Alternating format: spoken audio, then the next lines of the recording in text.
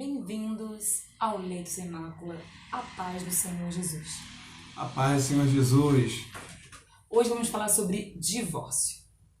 Atualmente o divórcio pode ser pago, pode ser gratuito, pode ser com isenção, pode ser até divórcio pessoalmente, pode ser divórcio pela internet, pode ser a dois e pode ser individual.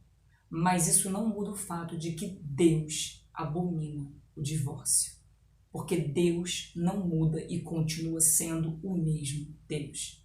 A palavra inicial de hoje encontra-se em Malaquias, capítulo 2, versículo 16, que vai dizer assim: Porque o Senhor, Deus de Israel, diz que odeia o divórcio, e também aquele que cobre de violência as suas vestes.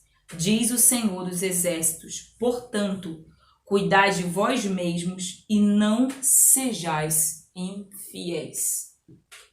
Também temos o texto de Provérbios 2, 16 e 17, que diz: Também te livrará da mulher adúltera e da estrangeira, que seduz com suas palavras, que deixou o companheiro da sua mocidade e se esqueceu da aliança do seu Deus.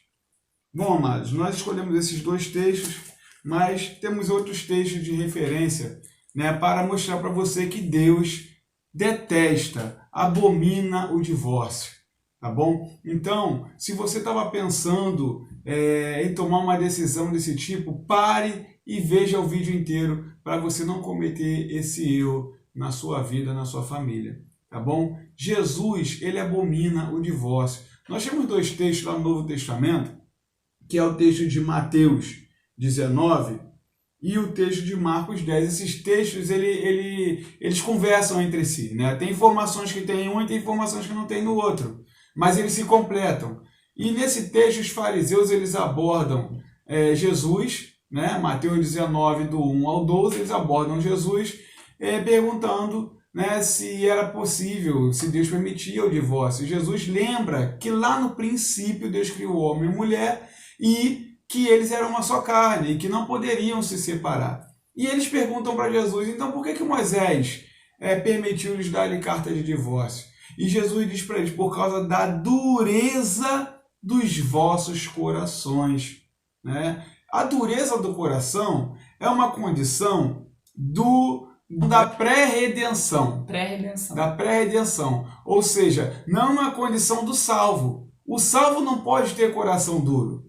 Quem tem coração duro é quem não é salvo ainda, tá? Então, eles falam isso, Jesus diz, por causa da dureza do vosso coração. Crente tem coração duro, missionária Marta? Cristão não, o cristão ele tem um coração quebrantado, ele tem um coração que adora ao Senhor. Ele, diante da santidade, né, da maravilhosa graça que foi nos dada, o cristão ele se sente um pecador lavado e remido pelo sangue do Cordeiro. O cristão ele perdoa todos os dias. O cristão perdoa em todo e qualquer momento. Verdade. Então, além dessa questão, quando Jesus fala para eles do coração duro, eles voltam, né? E Jesus fala também ali da questão do divórcio por conta do adultério. Tá? É aí que está a importância do texto de Marcos e o texto de Mateus. Tá? Porque o texto de Mateus, Jesus fala dessa forma, por conta de adultério, relação sexual ilícita, como está lá. E nesse texto, Jesus está falando com os fariseus, está falando com os doutores da lei. Tá? Um ponto que você tem que saber é que quando alguém adulterava, tá, sobre a lei, esse alguém tinha que ser apedrejado até a morte. Por isso, lá em João 8, eles trouxeram aquela mulher para ser apedrejada, para Jesus condenar. E Jesus perdoou aquela mulher. E ninguém também pôde condená-la porque todos tinham pecado. A famosa frase, aquele que estiver sem pecado atire a primeira pedra. Nesse caso, está se tratando de um ato de adultério. Né? E a mulher, ninguém condenou aquela mulher e Jesus também não a condenou. Então, nesse aspecto aqui, né, a condição dessa mulher era de ser apedrejada. O que ocorre com o apedrejamento? A pessoa fica viúva, o cônjuge morre, adulterou, morreu. Então, realmente, não tinha como essa pessoa ficar junta.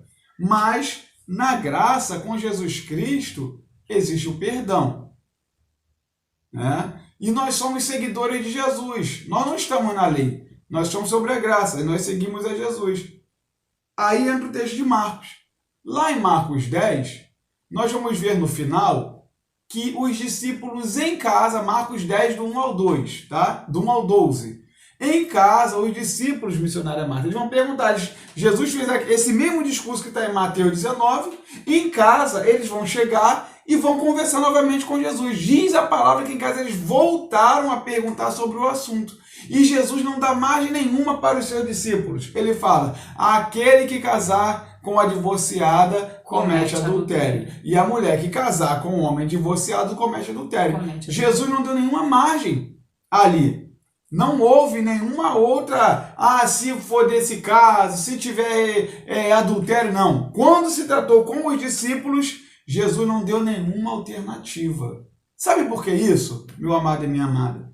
Porque você e eu, nem a missionária, e você que está vendo aí, seu cônjuge também, nós não temos, não existe para nós um pecado que nós não possamos perdoar. Todos nós temos que perdoar. Não existe pecado que a gente possa escolher e dizer assim, isso eu não perdoo. Se você é cristão, você tem que perdoar tudo. Você não tem como dizer para Deus, não, eu perdoo isso, mas o adultério eu não perdoo. Jesus perdoou o adultério daquela mulher. E o cristão tem que perdoar. O Pai Nosso, né, a oração que nós conhecemos, que Jesus nos ensinou, ele vai falar o seguinte, que nós perdoa as nossas ofensas, assim como nós perdoamos aquele que nos tinha ofendido. Então, se eu não perdoo, eu também não recebo o perdão de Deus. Então, eu preciso perdoar, tá? Não há nenhuma forma bíblica que se permita o divórcio. E um dos motivos pelo qual tem acontecido o divórcio é por causa da vontade humana. O Senhor Jesus vai nos dizer em Mateus 19,6, ele vai dizer o seguinte, não separe o homem aquilo que o Senhor ajuntou. Então, quem sou eu para separar o que Deus uniu? Se eu estou com meu cônjuge hoje, então assim, minha irmã e meu irmão, não se divorcie. Não seja você o causador da destruição da sua família. Não deixe que um papel, uma carta, uma certidão humana venha levar você para o inferno. Porque o divórcio, Deus abomina, Deus odeia, Deus não se agrada do divórcio. Minha irmã e meu irmão, arrependa-se hoje.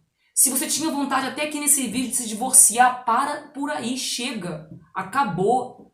Deus quer o casamento para sempre, o leito sem mácula, o matrimônio. Deus instituiu a família, portanto, pela vontade humana, ou seja, o Senhor vai nos dizer, confias no Senhor e não te estribes em teu próprio entendimento.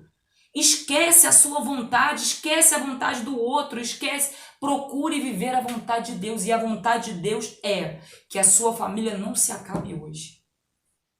Maravilha! E se você já deu a entrada no divórcio, cancela. Se você estava pensando em entrar com o divórcio, desista, não faça. Não faça isso.